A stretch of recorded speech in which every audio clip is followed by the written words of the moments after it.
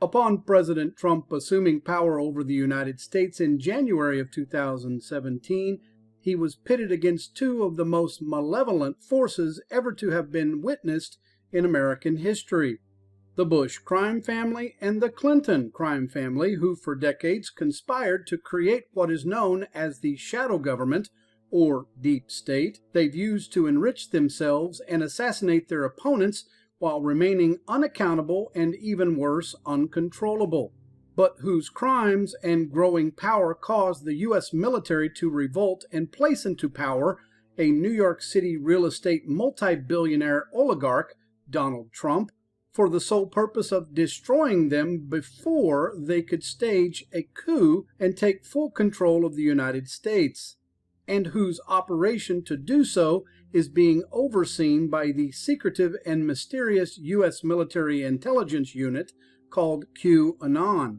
With the Clinton crime family being the most feared by the U.S. military because of their embrace of social communism, their first critical action was to move the Bush crime family to their side, as they knew that Trump alone couldn't, as of yet, destroy both of them.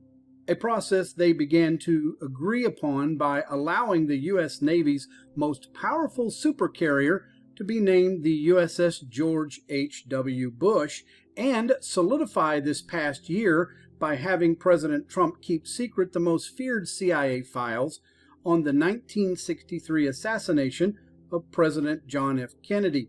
That would show then CIA operative George H.W. Bush's complicity in this monstrous crime, but with President Trump's keeping this secret order only lasting 3 years to ensure that he will be sworn in again in 2021 as the president. Once having the Bush crime family neutralized, the U.S. military officers surrounding President Trump began to vet and place into the Trump administration numerous former Bush officials familiar with how to most effectively use and wield the state power, two of the most important being the former President George W. Bush administration officials, Neil Gorsuch and Brett Kavanaugh, both of whom President Trump appointed to the U.S. Supreme Court, and who once confirmed joined their fellow Bush family-appointed justices John Roberts, Samuel Alito, and Clarence Thomas. With the U.S. military having stunningly masterminded a Trump-Bush unbreakable majority hold on the U.S. Supreme Court, their final move to destroy the Clinton crime family is to take control over the U.S. Department of Justice, and that they plan to accomplish by placing it under the control of William P. Barr. Labeled in 1994 by the late and highly respected American investigative reporter William Safire as the cover-up general, William Barr began his career as a CIA operative and protege of CIA Director George H.W. Bush, whom Bush moved out of the CIA into the corridors of power of Washington, D.C., to act as the fixer if anyone came close to the crimes he was committing, and whose services were needed when Bush's association with the criminal drug money laundering bank, BCCI, was about to be exposed, and with Barr having been appointed by Bush to be his U.S. Attorney General, saw Barr quickly shut this investigation down. Unlike Sessions, right? When both Bush and the CIA were also threatened by the Iran-Contra affair involving U.S. weapons illegally sold to Iran to fund Central American terrorists, Barr again destroyed this investigation by his masterfully engineering the presidential pardons of all of its conspirators before the special counsel prosecuting them could ever set foot in a courtroom, and that today has paved the path for President Trump to do the same. Most dangerous to the Clinton crime family about Barr becoming President Trump's Attorney General, though this report concludes, is that he has publicly railed against Hillary Clinton not being prosecuted and jailed for the Uranium One crimes. This involves her receiving tens of millions of dollars she illegally funneled through her money laundering organization called the Clinton Foundation, and once appointed as Attorney General will, without a doubt see Barr waging full war against Hillary Clinton, and whose ammunition to do so has just been shockingly revealed to be over 6,000 pages of evidence and documents compiled by a group of U.S. government investigators proving, beyond a doubt, the massive crimes committed by both Hillary Clinton and her husband, former President Bill Clinton, and whose former CEO of the Clinton Foundation is now spilling the beans to Trump's investigators, telling them, "I know where all of the bodies are buried," thus confirming the Security Council's earlier assessment, made just days ago, that America is about to explode when President Trump and Hillary Clinton begin their celebrity death match, and that's coming soon to television screens everywhere. Well, hopefully. I think so. I was keeping notes. All right. So now 3 changes in the administration. John Roberts just making news here on Fox that we've learned of. Most recently, the new Joint Chiefs of Staff will be General Mark Milley. That is new news. We knew there were rumors of it. He had hinted at it at the football game earlier today. But I first want to get to the president's pick for Attorney General.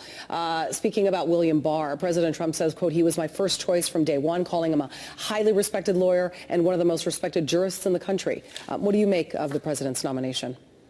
Well, he's not a jurist, so that would be a problem.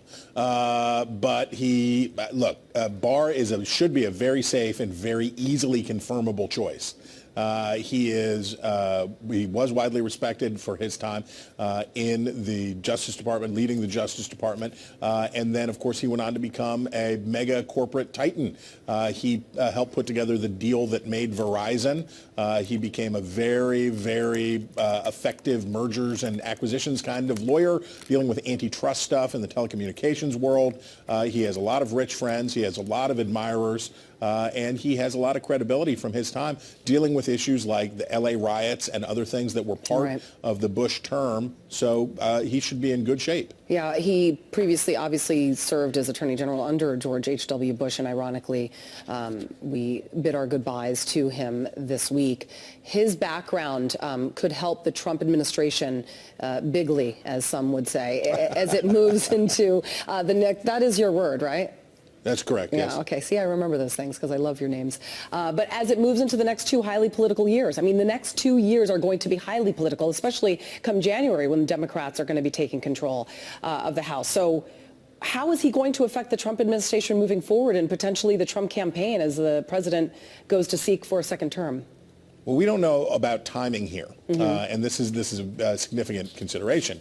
So as long as Trump has Whitaker over there treading water as the acting attorney general, it's hard to wrap up the Mueller. It's hard to get things done. It's hard to move on. The Justice Department is sort of necessarily in a holding pattern because there's plenty of doubt as to whether Whitaker can really constitutionally hold that office. Right. So he is a tool for killing time for Trump and also keeping an eye on Mueller and an eye on what's going on over there. The sooner the better in terms of what the Republicans in the Senate want and in terms of what the Justice Department needs, the sooner the better, because as soon as Barr's in, then you'll have a greater degree of confidence that these matters can be wrapped up. Right. Now, I want to switch gears. Speaking of getting things wrapped up in the Mueller investigation, the former FBI Director James Comey, as you know, testifying today. He's been there for 4 hours behind closed doors, talking about the FBI's handling of the investigation into the Russian interference in the 2016 election, but also about his dealings of Hillary Clinton's emails.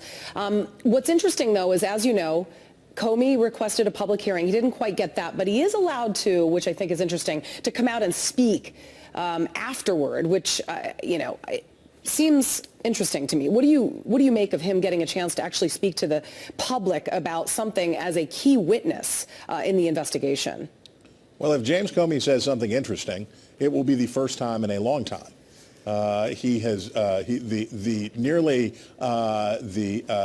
like tryptophan. And to a large extent, who cares? And to a large extent, who cares about this hearing? I think Republicans should remember they just lost 40 seats in the House of Representatives. They just saw Democrats put on the best performance in the House in a long time. Oh, okay, bye. No. I wanted you to finish that thought, but we have 15 seconds, and I don't know what to do. We just used it. All right. Chris Stirewalt, thank you so much. I could talk to you forever. Thank you.